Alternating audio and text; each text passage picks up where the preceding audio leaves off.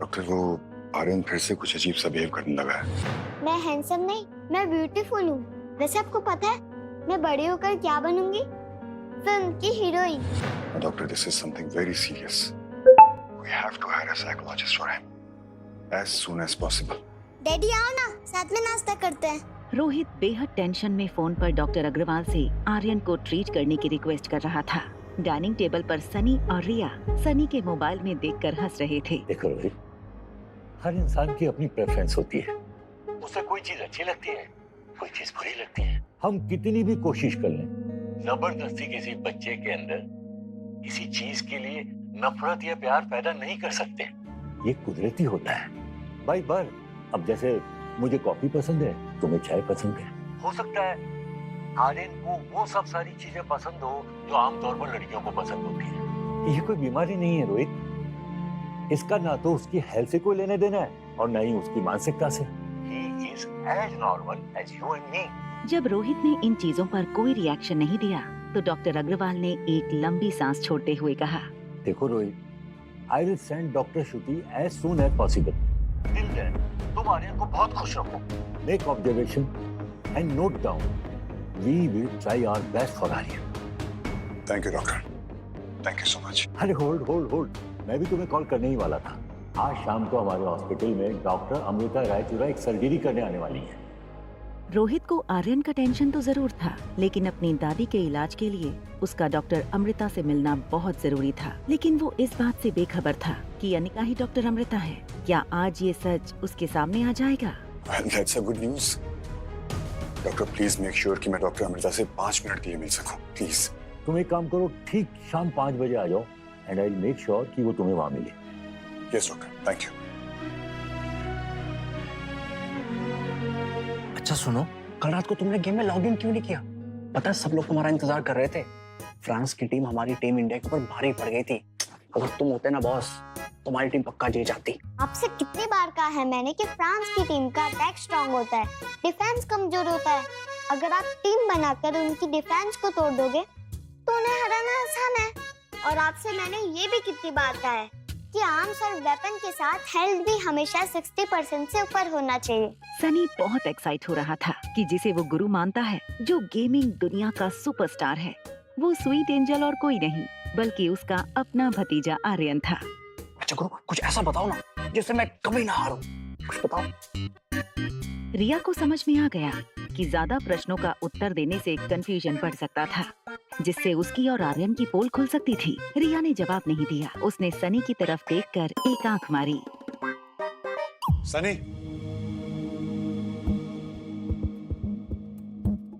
दिव्या, तुम क्या बात कर रहे थे आर्यन से? आज से पहले तो मैंने तुम दोनों को ऐसे बात करते नहीं देखा। कुछ नहीं भैया। वो मैं आर्यन से पूछ रहा था कि उसे स्कूल जाना ज्यादा अच्छा लगता है या फिर home tuitions. Excuse me gentleman, I am gonna take a shower. उसके बाद मैं और मेरे डैडी मूवी देखने जाएंगे।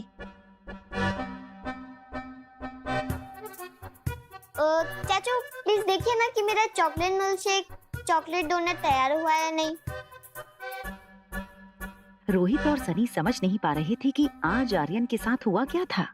जो आर्यन अपना नाम बोलने से भी डरता था, वो आज सुबह से किसी विंग कमांडर की तरह सबको ऑर्डर दिए जा रहा था।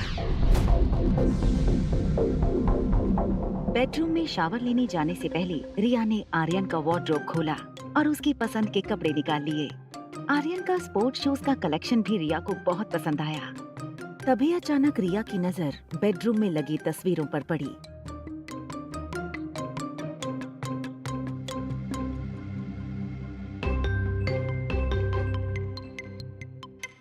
अगर आर्यन मेरा क्लोन नहीं है तो वो बिल्कुल मेरे जैसा सेम टू सेम कैसे दिख सकता है? मम्मा ने तो कहा था कि वो मनाली मेरे भाई को ढूंढने के लिए आई है।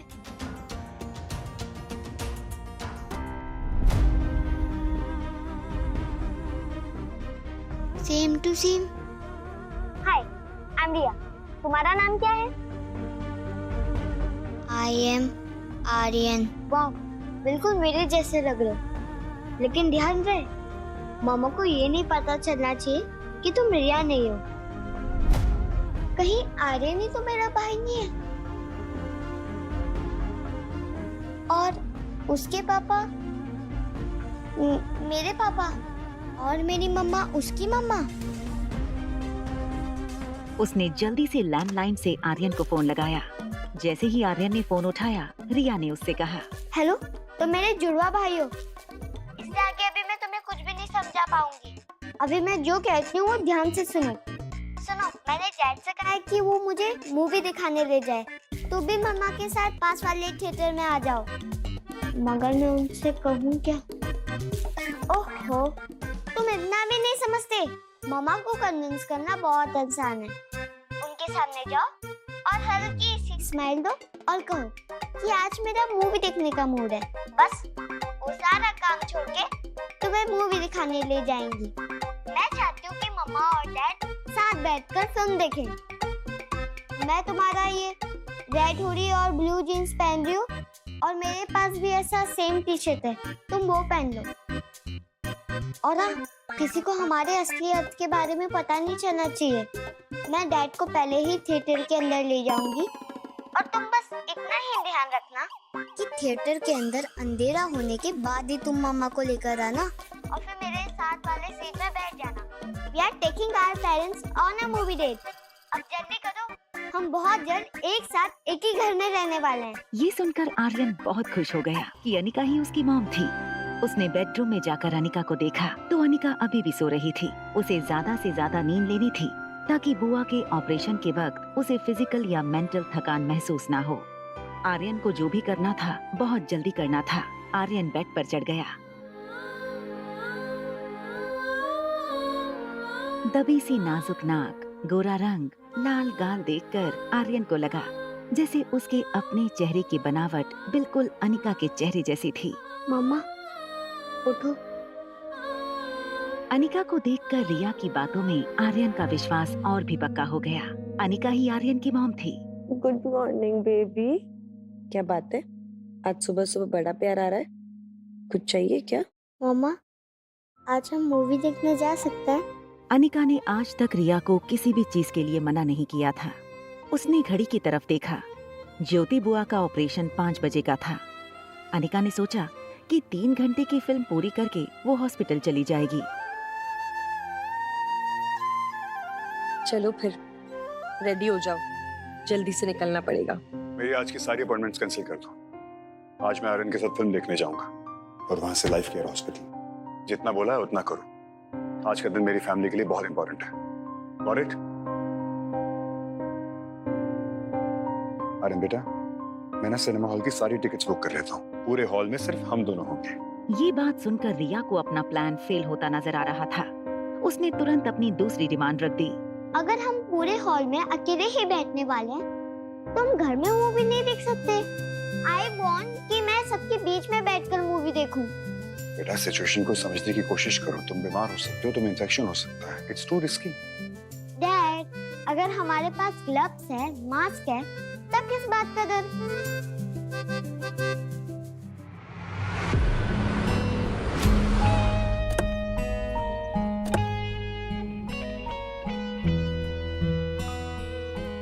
Welcome sir.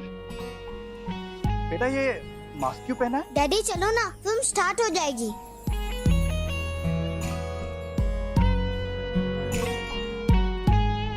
आइए सर, प्लीज आइए। आपके लिए स्पेशल वीआईपी लाउंज बुक किया है, वहाँ पे सिर्फ आप दोनों रहोगे। नहीं, हम यहाँ नहीं बैठेंगे। मुझे लोगों के बीच में बैठकर मूवी देखना। नो प्रॉब्लम सर, आ जाइए प्लीज।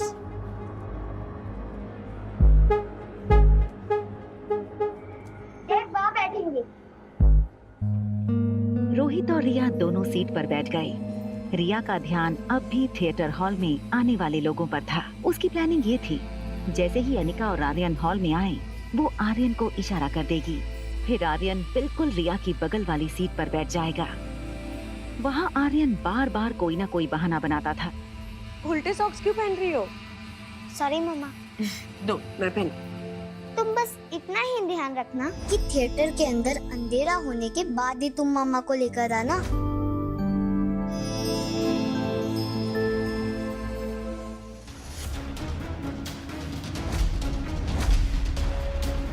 फेरे पूरे होने से पहले ही दुल्हन हो गई प्रेग्नेंट। दुल्हन और बाराती सारे हो गए हैरान। आखिर क्या है राज? जानने के लिए सुनते रहिए एक लड़की को देखा तो, सिर्फ पॉकेट एफएम पर। हजारों कोशिशों के बाद आर्यन अनिका को थिएटर पहुंचने में 15 मिनट लेट करवाने में कामयाब रहा।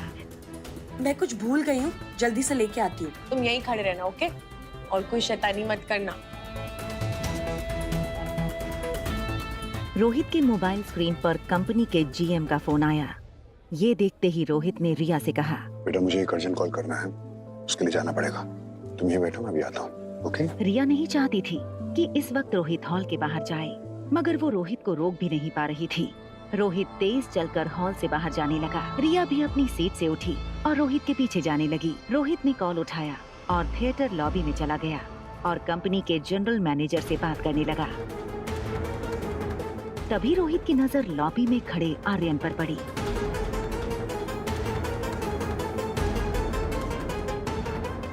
मैं आपको कॉल बैक कर लूंगा।